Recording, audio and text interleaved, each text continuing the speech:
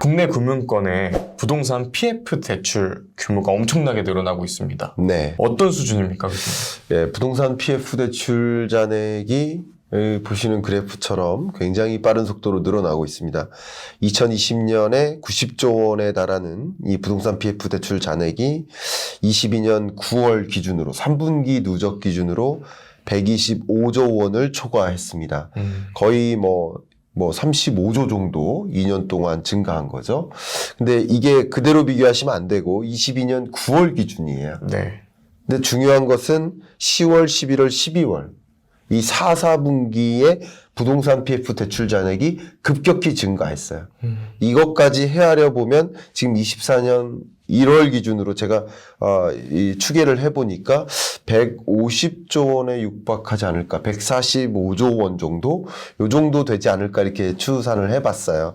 확실한 데이터는 아니고 제가 어림잡아 본 겁니다. 그러면 이렇게 부동산 PF 대출 잔액이 늘어나는 이유는 뭘까요? 미분양 주택이 늘어서예요.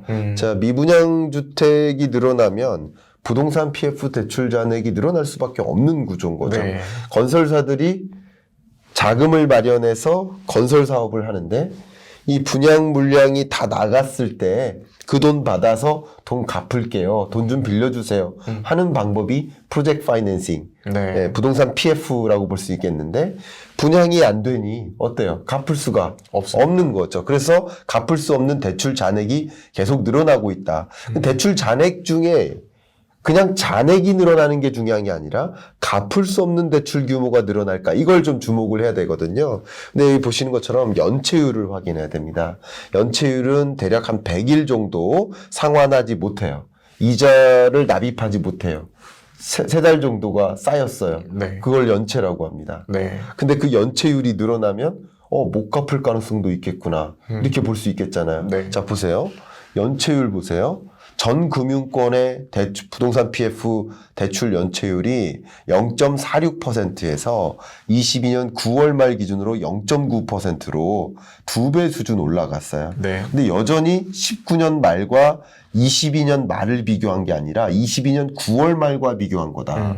그러면 22년 12월 기준으로 한다면 이게 훨씬 더 늘어날 것이다. 이렇게 좀 생각해 주시면 좋겠고요. 네. 전 금융권 하면은 은행이 있고 네. 그리고 증권사가 있고 은행사, 증권사, 보험사 네. 이게 3대 금융사라고 볼 수 있습니다. 그 밖에도 뭐 저축은행도 있고 여신전문 여러 가지가 있겠습니다. 상호금융이 있고요. 근데 특히 어디가 증권사의 연체율이 1.3%에서 안 그래도 높았는데 22년 말 기준으로 8.2%로 올라가요. 이거는 굉장히 큰 연체율이라고 볼 수 있겠습니다. 그럼 연체가 계속되면 못 갚는 빚, 부실채권이 발생해요. 네. 부실채권 비율이 늘어요.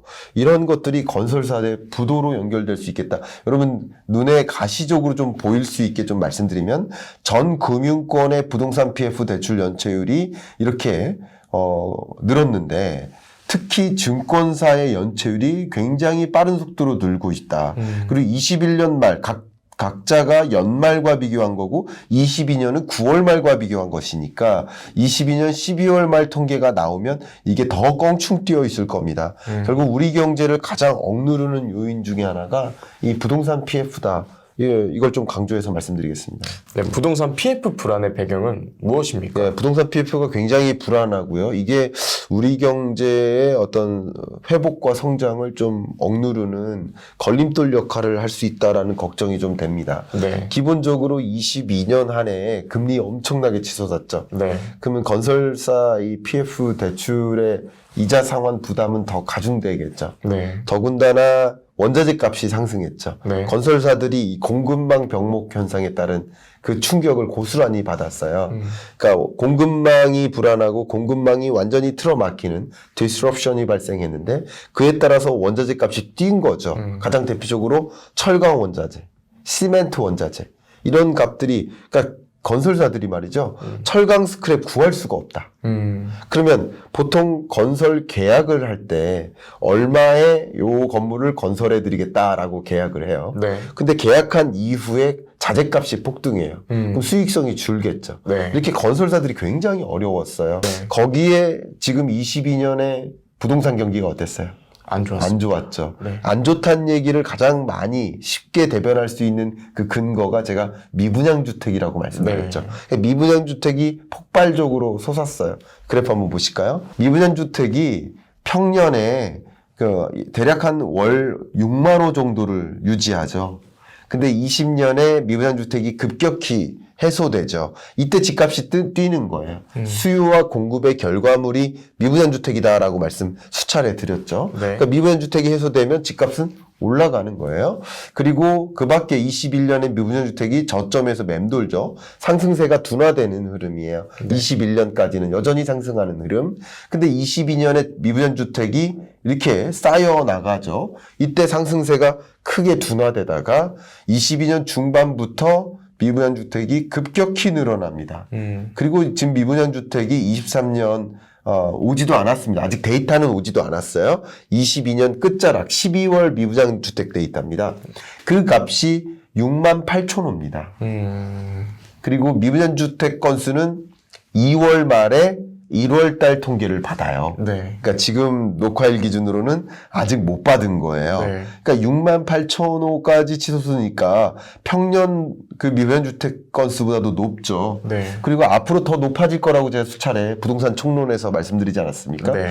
그러니까 그런 것들이 이제 부동산 PF 시장 입장에서는 미분양이 쌓이니까 갚을래야 갚을 수가 없는 거죠. 네. 건설하느라고 비용은 많이 들였는데 네. 근데 그 대출금을 갚을 수가 없는 입장. 네. 그러니까 건설사들이 부도로 이어지는 굉장히 어려운 국면이라고 판단할 수 있겠죠.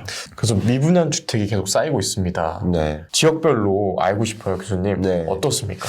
네. 이 영상을 보고 계신 우리 구독자 여러분들이 한 지역에 사시는 게 아니니까 우리 지역은 어떨까 하는 그 걱정도 되고 좀 두려움도 있고 궁금함도 있으실 텐데, 보시는 것처럼 미분양 주택 건수가 지역별로 우리 시도별로 이제 구분을 해보면 가장 가파르게 치솟는 이 지역이 바로 대구입니다. 대구. 그리고 최근에 급격히 치솟고 있는 지역이 충남입니다. 그다음 경북 지역입니다. 그러니까 대구 경북 지역의 미분양 주택이 급격히 쌓이고 있다. 네. 공급 물량이 굉장히 많았거든요. 그다음 여기 보시면 네 번째 이 지역이 경기 지역이에요. 경기 지역도 미분양 주택이 빠르게 쌓이고 있는 모습이고요. 그다음 이 지역이 경남입니다. 이렇게 대구, 충남, 경북, 경기, 경남 순으로 미분양 주택이 가파르게 쌓이고 있고요. 그러니까 이런 지역들이 생각보다 빠른 속도로 집값의 조정이 일고 있다. 이렇게 이해해 주시면 되겠습니다. 네.